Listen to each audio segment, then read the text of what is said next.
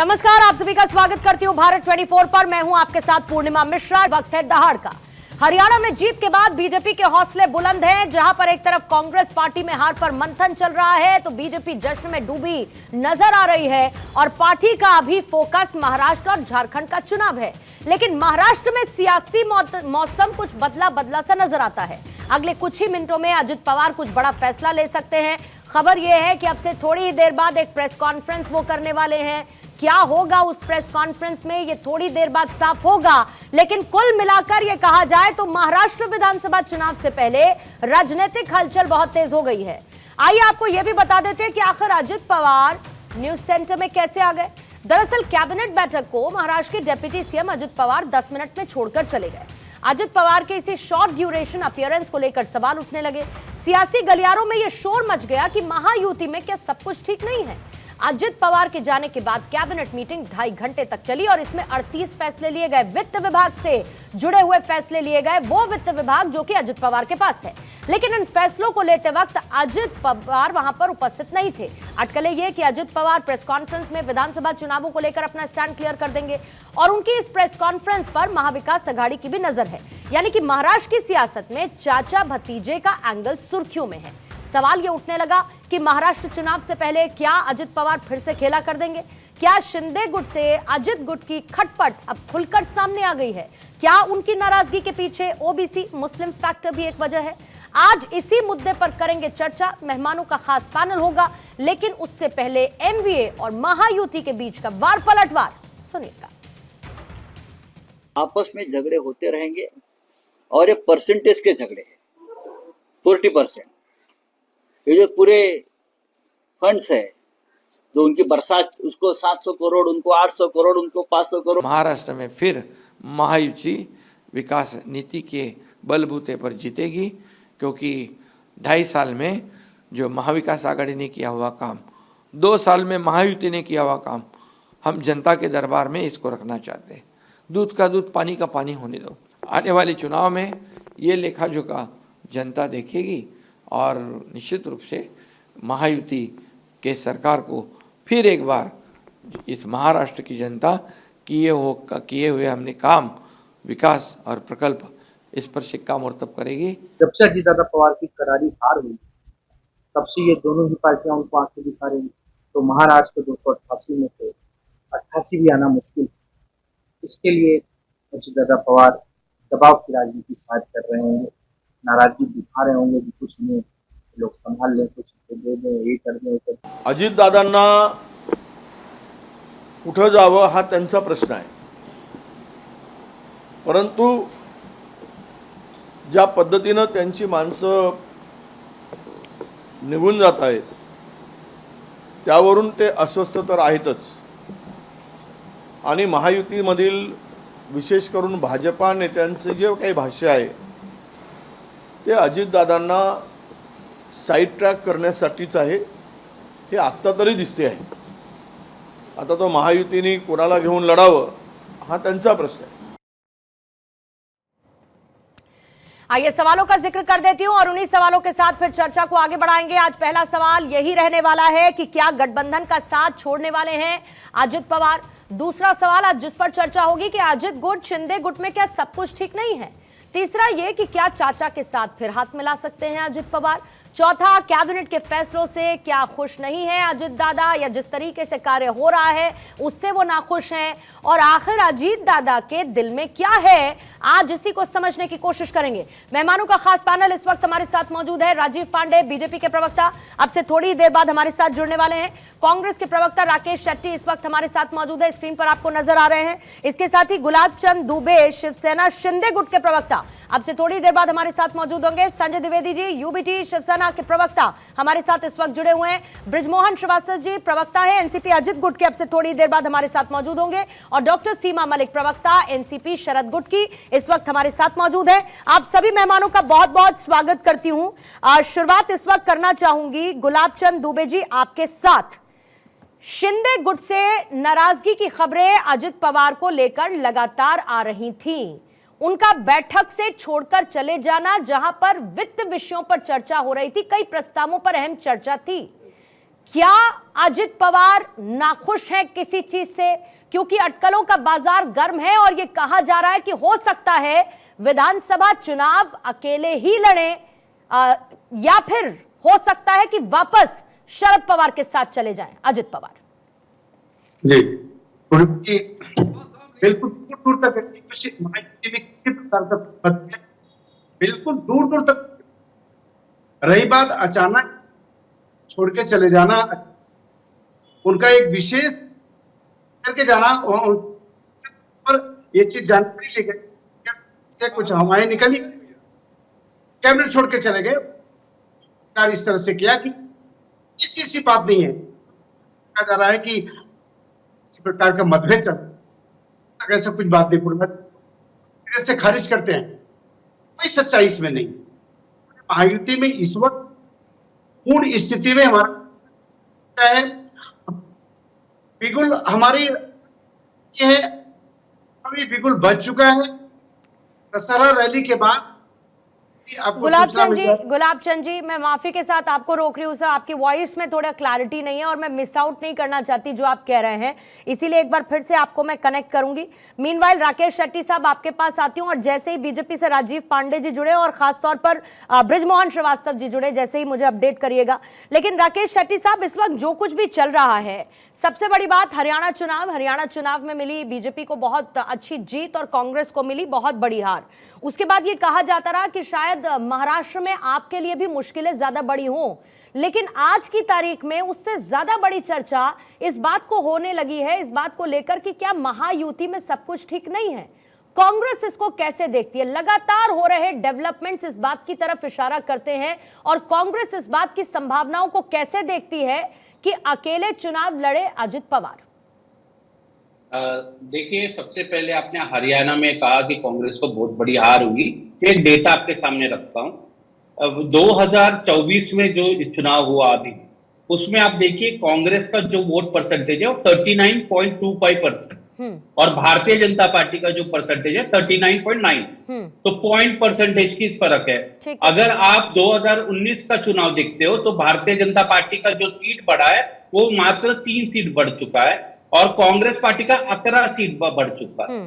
तो कांग्रेस ने ग्रो किया है हरियाणा में, ये आपको मानना चाहिए। दूसरी बात, जहां तक महाराष्ट्र का सवाल है, कैबिनेट मीटिंग से पहले ये जरूरी रहता है कि जितने कैबिनेट मिनिस्टर है उनके पास एक इंटरनल नोट जाता है कि किस विषय में कैबिनेट मीटिंग है, और आपको उसकी तैयारी, मतलब उसको यस करना है, नो करना है, वो आपको लेके आना पड़ता है। मगर परसों के दिन जो कैबिनेट मीटिंग हुई जिसमें अजित पवार नाराज होकर बाहर चले गए, उससे पहले 38 बड़े फैसले लिए गए। फाइनेंस मिनिस्टर महाराष्ट्र को बताया नहीं गया कि क्या फैसले लेने वाले। पहले ही महाराष्ट्र के ऊपर 8 लाख करोड़ का डेट है, और हमारे सूत्र जो अंदर है वो बताते हैं कि महायुति जो है वो पहले दिन से अब अजित पवार को महायुति से बाहर करना चाहती है। इसीलिए ये सारे कारण आ रहे कि अजित पवार को कॉन्फिडेंस में नहीं लिया जाना, इसलिए अजित पवार ये नाराज होकर चले गए। और दूसरी एक बात, ये कहा जाता है कि मुख्यमंत्री जी का एक ड्रीम प्रोजेक्ट है, ये वसई पालघर से ये रोड जोड़ना चाहते हैं अलीबाग की तरफ। अब जानकारी ये है कि एकनाथ शिंदे मुख्यमंत्री जी के जितने लोग हैं, उन्होंने ये जो जमीन है, इसका जो डीपी है वो पहले ही किसानों से खरीद लिया है, और इसका जो बजट है, ये नॉर्मल जो एक्सप्रेसवे बनते हैं उसके बहुत ज्यादा बजटिंग किया गया था, जिसका विरोध अजित पवार ने किया। कहा कि पहले से महाराष्ट्र के ऊपर इतना सारा कर्ज है, उसके बाद हमने लाडली बहन योजना के बाद आज स्थिति ऐसी है कि महाराष्ट्र में जो अधिकारी है उनको पगार देने तक का पैसा नहीं है। लाडली बहन का 3 या चौथा इंस्टॉलमेंट के बाद 5वां इंस्टॉलमेंट देने के लिए महाराष्ट्र सरकार के पास पैसा नहीं है। ये सारा विषय होने के बावजूद कल महाराष्ट्र कैबिनेट ने 38 नया योजनाओं का मंजूरी दिया, बिना महाराष्ट्र के वित्त मंत्री से पूछे, डायरेक्ट मुख्यमंत्री ने लिया, इसलिए वो चले गए वहां से। ठीक है, राजीव पांडे जी इस वक्त हमारे साथ जुड़ चुके हैं, बीजेपी के प्रवक्ता। राजीव पांडे जी, मेरा बहुत सीधा सवाल है सर आपसे। नमस्कार, मेरा बहुत सीधा सवाल है कि क्या अजित पवार साथ छोड़ने वाले हैं महायुति का? वजह यह है कि लोकसभा चुनावों में सर जिस तरीके का प्रदर्शन रहा और आपको लगा कि वोट ट्रांसफर होगा, हुआ नहीं। महाराष्ट्र के लोकसभा चुनावों में आपको बहुत कम सीटें मिली और कई ऐसी सीटें लगभग शायद 12 के आसपास थी जिसमें बहुत कम वोटों के अंतर से आप लोग हार गए थे। और उसी के बाद से ये सुगबुगाहट थी कि शायद एक नाराजगी है, क्योंकि खुद देवेंद्र फडणवीस ने यह कहा था कि अजित के खराब वोट ट्रांसफर से हम निराश हैं। क्या आपको लगता है कि बात अब इतनी आगे निकल चुकी है कि विधानसभा चुनावों के अंदर बेहतर यही है कि अजित पवार अपना चुनाव लड़े और बीजेपी महाराष्ट्र में अपना चुनाव लड़े? जी, सबसे पहले मैं ये बताना चाहता हूं कि जैसे आपने बिल्कुल करेक्ट किया राकेश जी को कि हार और जीत की जो बात कह रहे थे कि हमारा इतना परसेंटेज वोट बढ़ गया या हमारा घट गया, आपने बताया कि महाराष्ट्र में जब पिछले लोकसभा चुनाव में मई में जो 4 जून को रिजल्ट आया उसमें हमें अपेक्षित रिजल्ट नहीं हुआ, तो हमने माना कि कुछ तो हुआ होगा जिसके कारण से नो डाउट बहुत ही छोटा मार्जिन था। अगर 2 लाख वोट 2.25 लाख वोट और मिलते तो हम सारी सीटें जीत जाते, लेकिन हम उस पर नहीं जा रहे और हम राहुल गांधी जी जैसा मोरल विक्ट्री की भी बात नहीं करते। बढ़िया है, मोरल विक्ट्री हुई है हरियाणा में कांग्रेस पार्टी की और भारतीय जनता पार्टी की सरकार बन रही है। ऐसे ही ये मोरल विक्ट्री करते रहे, यहाँ महाराष्ट्र में भी यही होगा, मोरल विक्ट्री इनको मिल जाएगा किसी चीज का, मुझे नहीं पता किसका, और हम चुनाव जीतेंगे। अब आप बात आती है महायुति के अलायंस की बात। मैं पूर्णिमा जी एक बात मैं बताना चाहता हूँ, देखिए भारतीय जनता पार्टी का जो अलायंस है ना वो आइडियोलॉजी बेस्ड अलायंस है। जो हमारे साथ आइडियोलॉजी में रहते हैं वो हमारे साथ रहेंगे, जो नहीं रहते हैं वो चले जाएंगे। लेकिन मेरा आज मानना है कि all is well in Mahayuti, I can tell you. इसका रीजन राकेश जी आप बोल रहे थे, मैंने एक शब्द राकेश जी थोड़ा सा प्लीज। हाँ, ये इसका कोई फायदा नहीं है। नहीं, बोलिए पूर्णिमा जी बहुत अच्छा। मेरा क्या कहना है पूर्णिमा जी, आज स्थिति देखिए, ये लोग ऐसे ही हंगामा खड़ा कर रहे थे हरियाणा में कि हम चुनाव जीत गए, हम जीत जाएंगे। फाइनली रिजल्ट आया, क्या हुआ पूरे देश को पता है किस प्रकार से हम जीते। महाराष्ट्र में क्या है कि कांग्रेस पार्टी और जो शिवसेना यूबीटी और जो एनसीपी एसपी जो है ना उसमें सिर्फ फुटबॉल चल रहा है, जिसके कारण से आपने देखा 2 दिन पहले पूर्णिमा जी आप ध्यान करिए कि चुनाव के रिजल्ट के दिन भाजपा के अटैक से पहले कांग्रेस पर किसने अटैक किया? अटैक किया आम आदमी पार्टी ने, कांग्रेस पर अटैक किया शिवसेना ने। इस प्रकार की स्थिति से ध्यान भटकाने के लिए कह रहे हैं कि कैबिनेट मीटिंग में वो छोड़ के चले गए। मेरा यह मानना है कि देखिए डेमोक्रेसी में डिफरेंस ऑफ ओपिनियन मस्ट है पूर्णिमा जी।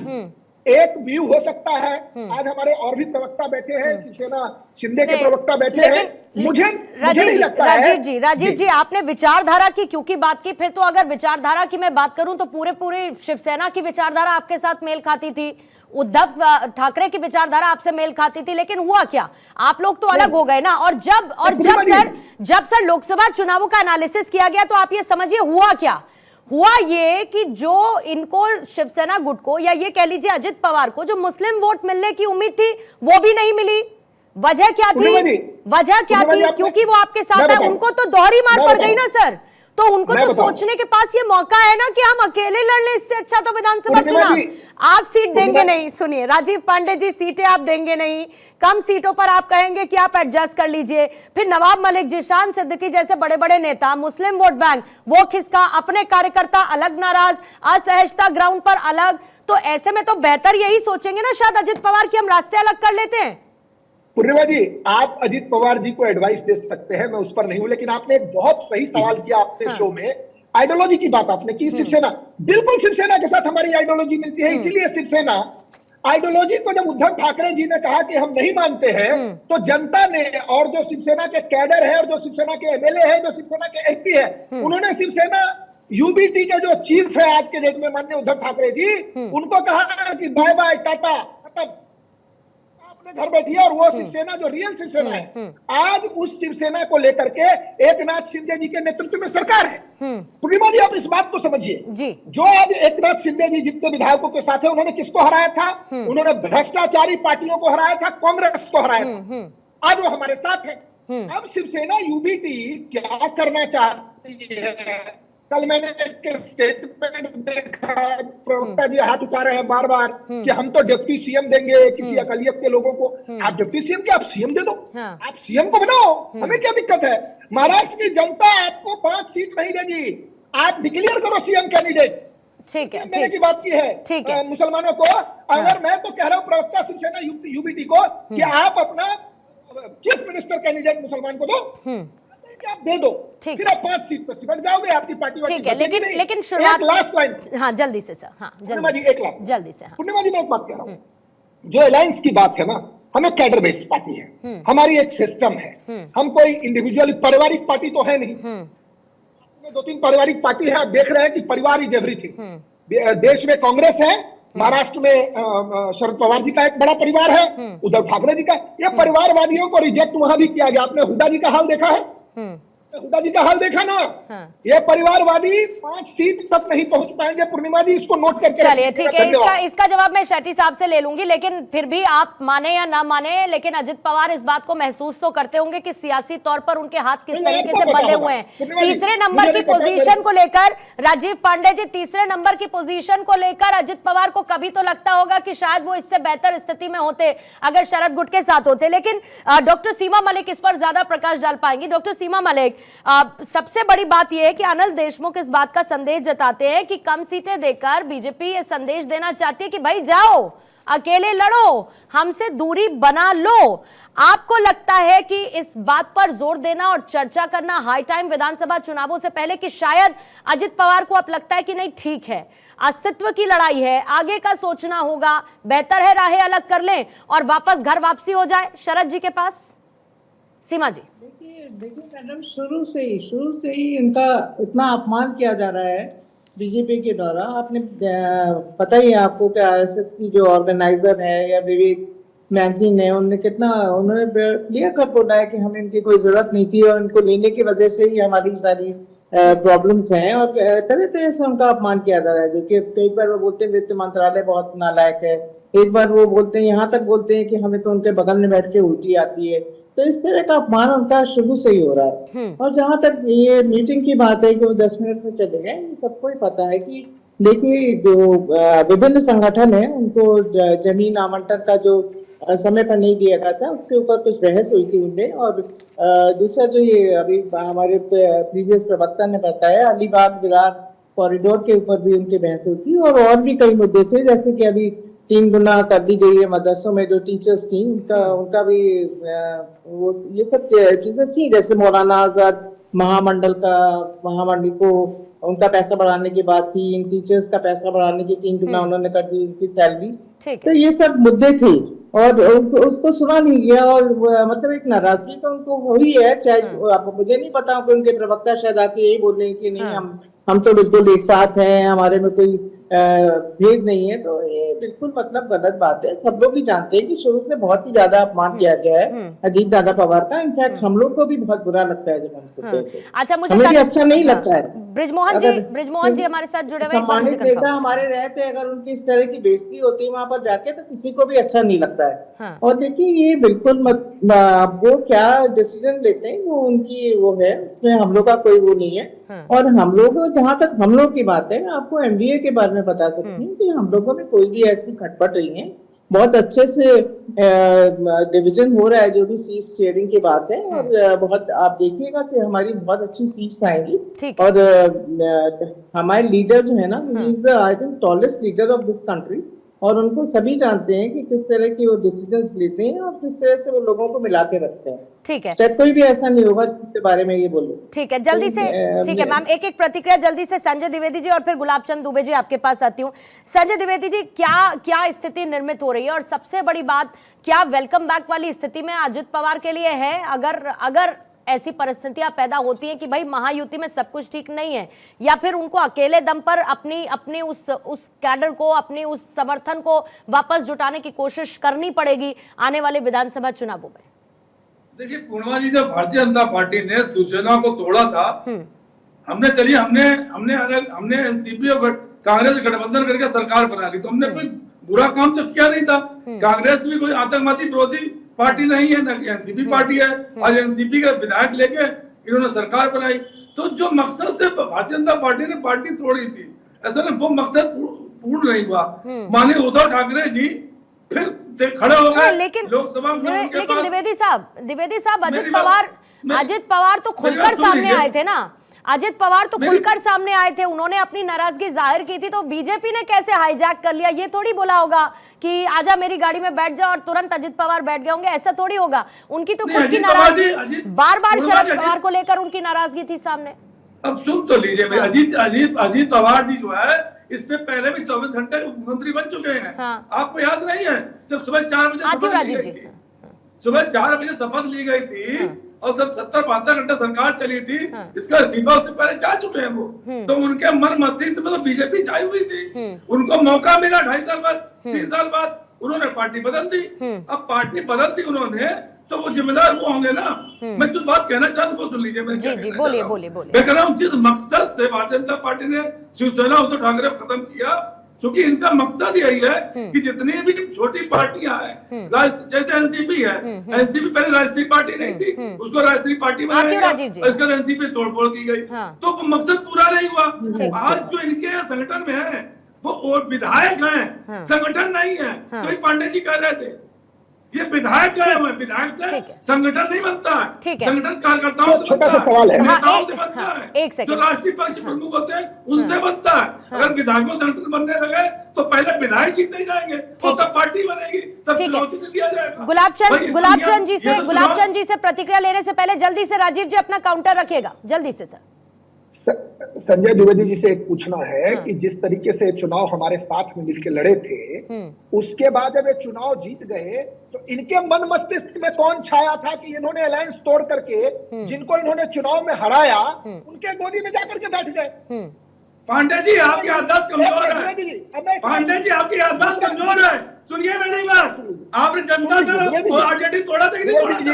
चुनाव बड़े दिन में रहता है। अब आप मेरी बात सुन लीजिए, आप बीच में बोल रहे थे, आप बोल रहे थे, मैंने नहीं बोला।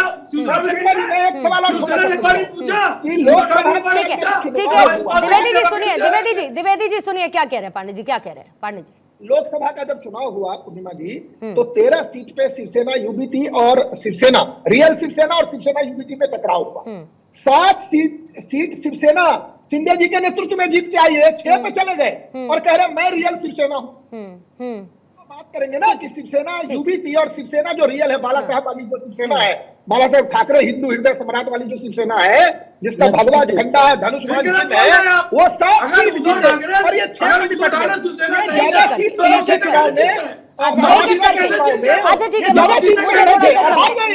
चुनाव में, मुझे थोड़ा सा समय दीजिएगा।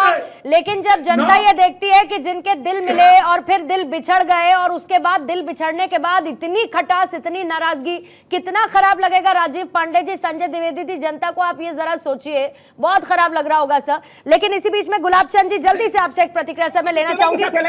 ठीक है, उसके बाद मुझे हेडलाइंस के लिए जाना होगा। हमारा कुछ नहीं, शिवसेना के साथ हमारा अलायंस है। बाला साहब हिंदू सम्राट की जो शिवसेना है उससे हमारा अलायंस है। ठीक है, गुलाबचंद जी को मौका दीजिए, गुलाबचंद जी को मौका दीजिए। गुलाबचंद जी, सीधा सवाल फिर से दोहरा देती हूं, अजित गुट शिंदे गुट में क्या सब कुछ ठीक नहीं है? और अगर अजित पवार एग्जिट करते हैं तो उसकी वजह एकनाथ शिंदे हैं। जी पूर्णिमा, मैं बड़े शिद्दतता के साथ, संपूर्ण देश सुन रहा है आपके चैनल के माध्यम से, भारतीय जनता पार्टी शिवसेना और अजित गट के साथ हमारी महायुति का, ये महायुति के लेकर के हम लोग इस वक्त महाराष्ट्र में विधानसभा चुनाव लड़ने जा रहे हैं। क्या मालूम कहां से आप लोगों को पता चल जाता है कि अजित पवार सदन छोड़ करके निकल गए या कैबिनेट छोड़ करके निकल गए। किन्हीं कारण बस वो किन्हीं विशेष परिस्थितियों में उनको छोड़ करके जाना पड़ा। जैसे आप इस वक्त आप एंकरिंग कर रहे हैं, कोई परिस्थिति बन सकती है, आपको छोड़ के जाना पड़ेगा, मेरे ऊपर भी आ सकता है, ऐसी परिस्थिति बनी। हमारे महायुति में किसी प्रकार का कोई मतभेद नहीं। अच्छा, हमारा काउंटर क्वेश्चन एक ले लीजिए सर, काउंटर क्वेश्चन हमारा ब्लूप्रिंट तैयार हो चुका है। दुबे जी, एक काउंटर क्वेश्चन। पूर्णिमा जी, विपक्ष पूरा का पूरा उनके खेमे में घबराहट का माहौल बन चुका है। हरियाणा और जम्मू कश्मीर के बाद इन लोगों के पास न कोई विकल्प बचा है, नहीं। जम्मू कश्मीर का जिक्र मत करिए, जम्मू कश्मीर में तो ये लोग सरकार बना रहे हैं साथ में मिलकर, जम्मू कश्मीर का जिक्र ना करिए, हरियाणा का जरूर करिए। लेकिन दुबे जी एक मेरा काउंटर ले लीजिए। Dubey ji counter please, counter. Dubey ji क्यों पिछले कुछ ऐसे वक्त में ऐसी परिस्थितियां क्यों बनी जब अजित पवार ने माना कि मुझसे एक गलती हो गई है? क्यों ऐसा मौका पड़ा जब सुप्रिया सुले को लेकर, अपनी बहनों को लेकर एक सॉफ्ट रुख अजित पवार का नजर आया? उन्होंने जब ये कहा कि मेरी ये प्यारी बहनें हैं, घरों में राजनीति चलती है लेकिन उस राजनीति का प्रवेश घर में नहीं होना चाहिए। क्यों ऐसे कई मौके अजित पवार की तरफ से उनके बयानों के माध्यम से प्रतीत हुए कि अजित पवार को लगता है कि उन्होंने गलती कर दी? पूर्णिमा जी, किससे आपने पूछा? मुझसे? आप ही से दुबे जी। पूर्णिमा जी, यदि पारिवारिक सामंजस्य के बीच में अगर ऐसी स्थिति एक भाई बहन के प्रति कहता है तो ये तो उसके संस्कार का हवाला दिया जा सकता है। जहां तक पार्टी गतिविधियों की बात होती है, अगर उनके मन में मतभेद नहीं होता आदरणीय शरद पवार के प्रति, तो पार्टी छोड़ के जाते क्यों? तो हालात परिवार को जोड़ करके पार्टी से मत जोड़िए। मैं आपसे एक बात बोलूंगा, फिर आपके बात को विषयांतर करते हुए मैं सीधे कश्मीर माना चाहूंगा। कश्मीर मेरी इतनी जीत हुई, 29 सीट पे जीत कर अगर हम लाल चौक पे तिरंगा फहराते हैं तो हमारी जीत है। 370 हमारा कार्यों में वो एक पर्सपेक्टिव है दुबे जी, और उस पर्सपेक्टिव से मैं आपके पास 100% हूँ, आपके साथ मैं 100% हूँ। उस पर्सपेक्टिव, उस एक नैरेटिव, एक थॉट प्रोसेस से, लेकिन फिर भी जब हम चुनावों की बात करते हैं तो वो काउंटिंग में और वो नंबर्स में और वो सीटों में रिफ्लेक्ट होता है। जल्दी से राजीव पांडे जी एक प्रतिक्रिया आपसे लेके फिर शेट्टी साहब आपके पास आऊंगी, मुझे हेडलाइंस के लिए भी जाना होगा, लेकिन थोड़ा सा छोटा राजीव पांडे जी इस जवाब को रखेंगे। मैं ये समझना चाहती हूं कि क्यों ऐसा लग रहा है कि अजित पवार के साथ जितने लोग आए, साथ में शामिल हुए, वो वापस से शरद पवार के साथ जाना चाहते हैं। मसलन सहकार मंत्री वत्स पाटिल, वो उसमें एक शामिल है। ये भी कहा जा रहा है कि जो मंत्री वो वापस आना चाहते हैं शरद पवार के साथ। ये क्यों कहा जा रहा है? क्योंकि आपकी सीट शेयरिंग को लेकर जो भी चर्चा हो रही है, इससे अजित पवार नाराज हैं। वो ये मान रहे हैं कि इससे अच्छा तो स्टैंड अलोन रहना है और वैसे ही लड़े तो ज्यादा शायद बेहतर प्रदर्शन और अपने एक अस्तित्व भी बना रहेगा।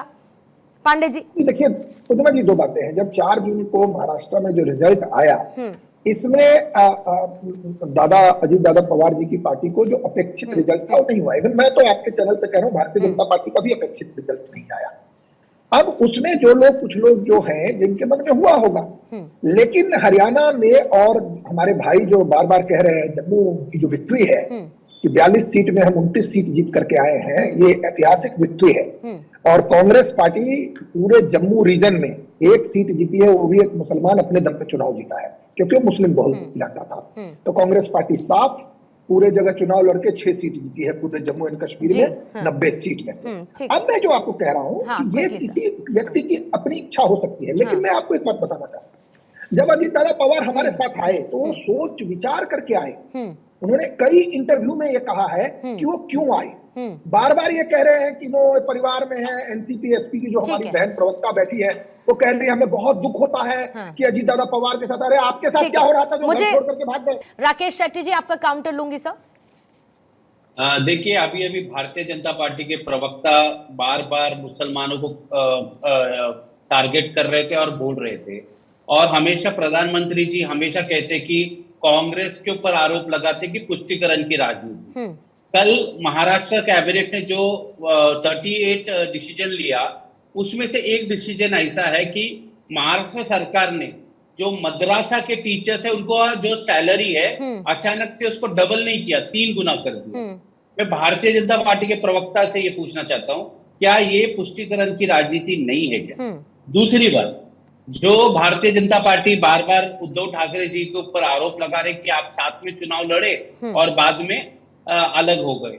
आपको याद दिला दूं, जैसे 2014 में भारतीय जनता पार्टी ने नरेंद्र मोदी जी के शानदार जीत के बाद असेंबली में शिवसेना के साथ अलायंस नहीं किया क्योंकि उनको इतना ओवर कॉन्फिडेंस था भारतीय जनता पार्टी, उनको लगा वो लोग अपने दम पे सरकार बनाएंगे। मगर चुनाव के बाद जब नंबर्स नहीं आए तब उनको उद्धव ठाकरे जी का पैर पकड़कर उनके साथ अलायंस करना पड़ा। उसके बाद 3 साल बाद 2017 में जो महानगर पालिका का चुनाव आया, तब फिर एक बार भारतीय जनता पार्टी ने, राज्य में सरकार थी मगर महानगर पालिका में अलग अलग शिवसेना और भारतीय जनता पार्टी ने चुनाव लड़ा। वहां पर भी भारतीय जनता पार्टी की हार हुई, शिवसेना वहीं पे भी जीत गई। मेरा ये कहना है कि भारतीय जनता पार्टी पूरे देश में आप देखिए जिन जिन लोगों के साथ अलायंस किया उनको बाद में जाकर धोखा देने का काम किया। जम्मू कश्मीर में बात करो तो पीडीपी के साथ अलायंस किया, जो मुफ्ती जी को ये लोग आतंकवादी कहते थे, उनके साथ 2.5 साल चलाया। अकाली दल के साथ अलायंस था, वहां पे तोड़ दिया। शिवसेना के साथ अलायंस था, वहां पे तोड़ दिया। अगर आप इनका पूरा स्ट्रैटेजी देखोगे, अपने अलायंस के दम पर वो सरकार बनाते, फिर अलायंस के लोगों को तोड़कर अपनी तरफ लाते। जहां तक अजित पवार का मैडम, जहां तक अजित पवार का सवाल है, आपने पूछा कि अजित पवार क्यों शरद पवार जी को छोड़ के गए। अजित पवार के साथ कौन गए? पहला मंत्री का नाम खुद अजित पवार, जिसके ऊपर खुद प्रधानमंत्री जी ने कहा था कि ये घोटालेबाज है और 70,000 करोड़ सिंचन घोटाला इनके ऊपर है। इनके साथ दूसरा व्यक्ति जो गया वो प्रफुल्ल पटेल है, जिनको दाऊद इब्राहिम से लिंक किया गया। तीसरा व्यक्ति, एक मिनट, तीसरा व्यक्ति जो है छगन भुजबल, उनको खुद भारतीय जनता पार्टी ने जेल भेजा था। चौथा व्यक्ति जो दो बातें हसन मुशर्रफ, सुन लीजिए ना, लोगों को भी, आपके दर्शक को भी पता चलना चाहिए ना अजित पवार क्यों गए। हसन मुशर्रफ के ऊपर ईडी का केस था, उसके बाद वो हाईकोर्ट जाके हाईकोर्ट में बेल रिजेक्ट मई में हुआ, जुलाई में ये सरकार में शामिल हो गए। इनका 1 दर्जन मंत्रियों के ऊपर ऐसे संगीन आरोप थे कि जो जेल जा सकते थे। शेट्टी साहब दो बातें, शेट्टी साहब दो बातें यहाँ पर, दो बातें शेट्टी साहब यहाँ पर। शेट्टी साहब थोड़ा शॉर्ट रखते हैं ना, शेट्टी साहब पैनल बड़ा है, प्लीज समझिए मेरी बात को, थोड़ा सा शॉर्ट रखते हैं इसको। लेकिन आपने जो बातें कही उसमें से 2 बातें मैं जरूर मेंशन करना चाहूंगी। एक तरफ आपने जब कहा कि इनके अलायंस में ये प्रॉब्लम, वो प्रॉब्लम, तो आज की तारीख में तो चर्चा ये भी हो रही है कि जो इंडिया का अलायंस है उसमें कितनी प्रॉब्लम, खासतौर से हरियाणा चुनाव के बाद जब आम आदमी पार्टी ने कह दिया कि जरा अपनी गलतियों से सीखना चाहिए भाई कांग्रेस को। इसके साथ ही यहाँ शिवसेना, उद्धव ठाकरे ने कह दिया, आप सामना का लेख पढ़ लीजिए, बहुत सारी ऐसी आपको दी गई है सलाह कि उनको आप माने। फिर उसके साथ और भी बहुत सारी पार्टीज है, सब बहुत सारी। और दूसरी बात सर, दूसरी बात, क्योंकि आपने अजित पवार का जिक्र किया, उनके ऊपर केसेस का जिक्र किया, फिर तो अगर वो वापस लौटते हैं तो उनको तो और डर होना चाहिए कि उनकी वो फाइलें जो सो कॉल्ड आप कहते हैं कि दब गई हैं, कहीं पर धूल फाक रही हैं, उन पे से धूल की चादर हटा दी जाएगी। जल्दी से राजीव जी आप जवाब दीजिएगा, मुझे फिर सीमा मलिक जी के पास भी जाना है, मेरे पास समय थोड़ा सा लिमिटेड रहेगा सर। बोलिए जी। मैं एक बात बता देना चाहता हूँ लिमिटेड समय में, कि भारतीय जनता पार्टी का जो 0 टॉलरेंस है करप्शन के खिलाफ, कोई हमारे साथ आए ना आए, वापिस चला जाए आ जाए। वेस्ट बंगाल में सेम एक मिनिस्टर की बात हुई जो हमारे साथ आए और वापिस चले गए, केस चल रहा है, कोई क्लोजर रिपोर्ट फाइल नहीं होगा। मैं आपके चैनल पे बड़ी ईमानदारी से एक बात बता रहा हूं, जिसने सरकार हमारे जनता का पैसा खाया है, असम के मुख्यमंत्री के ऊपर आपने ईडी का केस लगाया था, आप कांग्रेस से बीजेपी में आ गए, आपने क्लीन चिट दी। मेरी बात सुनिए, ठीक है, असम के मुख्यमंत्री चर्चा के ईडी ऊपर सीबीआई पर नहीं है शेट्टी साहब, चर्चा ईडी सीबीआई पर नहीं है, टू बी प्रिसाइज, जल्दी से पांडे जी, आप तो ईमानदार लोग हैं, आपको डर रहे हो। जनता जो है ना वो देख रही है कि जो भी पार्टी अपने आइडियोलॉजी को गिव अप करती है, अरे जय शाह को आप अमित शाह के लड़के नहीं मानते क्या? चुके हैं, हिंदुस्तान की दूसरी मुस्लिम लीग है राहुल गांधी की कांग्रेस पार्टी। परिवारवाद का बात करते हैं, जय शाह अमित शाह के लड़के नहीं है क्या? अपने आइडियोलॉजी को नीचे कर रही है। और जय शाह ने कौन सा सेंचुरी मारा कि उसको एक राष्ट्रवादी पार्टी का संगठन जो एनडीए रहेगा, बीजेपी रहेगी, और दूसरा मुस्लिम लीग को रिप्रेजेंट करेंगे राकेश शेट्टी जी। राकेश शेट्टी जी को पार्टी के बगल में कांग्रेस के ब्रैकेट में लिखना चाहिए मुस्लिम लीग, यही इनका हो रहा है। आप देखिए हरियाणा में क्या हुआ, सीट जीते ये मामन खान, एक आतंकवाद, एक दंगाई, मामन खान, मैं एक नाम बता रहा हूं, मामन खान एक दंगाई, मुस्लिम लीग के साथ जनसंघ ने अलायंस किया था, आपने सरकार चलाया था, खान इनका चेहरा बन गया है। शेट्टी साहब समझने में थोड़ी आसानी रहती है सब, प्लीज समझने में थोड़ी आसानी दर्शकों के लिए रहती है। एक मैंने तो किसी के बीच में नहीं बोला, एक करके। अच्छा ठीक है, मेरे पास अब अंतिम के 5 मिनट हैं, मेरे पास अंतिम के 5 मिनट हैं, मेरे पास लास्ट के 5 मिनट हैं साहब, मुझे बाकी मेहमानों के पास भी एक बार जाने दीजिए। डॉक्टर सीमा मलिक, जल्दी से आपका मैम काउंटर लूंगी, क्योंकि आगे के सवाल यही हैं कि भाई अजित पवार के मन में क्या चल रहा है। दूसरा, अगर मान के चलिए मैम, मैं हाइपोथेटिकली कहती हूं कि वापस आ जाते हैं अजित पवार, क्या उनकी पोजीशनिंग वापस से लौटने के बाद मजबूत होगी? क्योंकि अब से कुछ ही दिन पहले अजित पवार ने यह भी कहा था कि गुरु कभी शिष्य को सारे दांव नहीं सिखाता है, एक दांव हमेशा बचाकर रखता है। और शरद पवार साहब के बारे में यह कहा जाता है कि उनके पास हमेशा एक दांव जो है उनकी शर्ट की स्लीव में कहीं पर रहता है, वो उसको कब निकाल देते हैं, कैसे निकाल देते हैं, ये पता नहीं चलता। सीमा मलिक, आपने खुद ही पवार साहब के बारे में बता दिया, अच्छी बात है, और सारे मेरे ख्याल से सारे कोई भी ऐसा नहीं है जो इस बात को नहीं जानता हूँ, और क्योंकि एक बहुत टॉलेस्ट लीडर है इस कंट्री के, और मैं तो यही कहूंगी कि सबसे बड़े चाणक्य हैं, तो इसलिए जो बीजेपी वाले हैं वो इतना आसान ना सोचे महाराष्ट्र के चुनाव को, क्योंकि वहां पर अभी शरद पवार साहब हैं। ये बात उनको सोच के रखनी चाहिए। और जिस तरह से देखिए चीजें हुई हैं, जिस तरह से देखिए 38 डिसीजंस ले लेते हैं ये लोग बिना वित्त मंत्री के, तो किसी को भी खराब लगेगा। अगर फिर भी कहें कि उनको खराब नहीं लगा तो बहुत आश्चर्य की बात है हमारे लिए। वित्त मंत्री बैठे हैं, उनका कोई वो नहीं है, वो चले जाते हैं, 2.5 घंटे मीटिंग होती है, 38 वेरी इंपॉर्टेंट डिसीजन लिए जाते हैं। और आज सवाल सबसे बड़ा तो ये है कि ये पैसा आएगा कहाँ से, जो उन्होंने 3 गुनी तनख्वाहें कर दी मदरसों की, टीचर्स की, एंड बहुत सारे ऐसे डिसीजन दिए हैं। सबको पता है कि अभी फिस्कल डेफिसिट जो है महाराष्ट्र की वो 2 लाख करोड़ से ज्यादा है। It has cross the limit of 3%, and कितना कर्जा है स्टेट के ऊपर। तो ये सब चीजें हैं, और इनको केयर नहीं करना, वित्त मंत्री को बिल्कुल इग्नोर कर देना। लेकिन क्योंकि शायद एक समय पे वित्त मंत्री को ही जवाब देना बिल्कुल ठीक बात है। लेकिन सीमा मैम, अगर आपने क्योंकि फिस्कल डेफिसिट का जिक्र कर दिया है, तो फिर मेरे पास तो स्टेट्स की लिस्ट है जहां पर उन सबकी सरकारें हैं, जितने अभी आप सब लोग बैठे हैं जो साथी हैं, उनकी अलग बात है, लेकिन हर किसी के राज्य में फिस्कल डेफिसिट की किस तरीके से बाढ़ है, और उसकी मुझे जो प्रमुख वजह समझ में आती है मैम, क्योंकि आप चुनावी वायदे करते हैं, जनता को लुभाना होता है, फिर उसको पूरा करने के लिए आपको कर्जे पर कर्जा। मेरा जी, बट ये तो बात है कि देखिए जो वित्त मंत्री है ultimately he will have to answer to the public and to the government and everyone.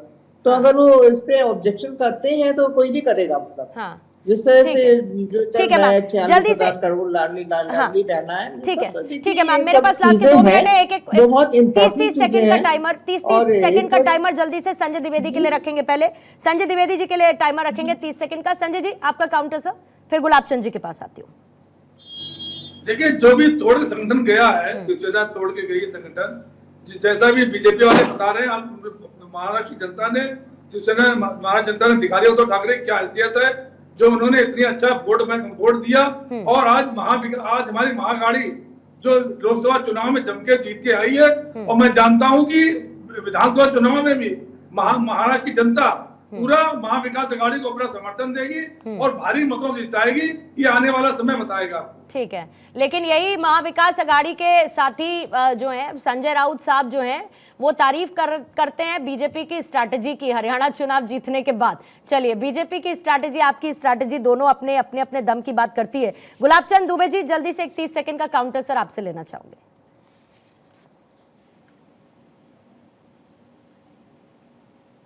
Unmute करेंगे सर, अनम्यूट करेंगे। नहीं सर, अनम्यूट करेंगे, देखिए एक बार चेक करिए।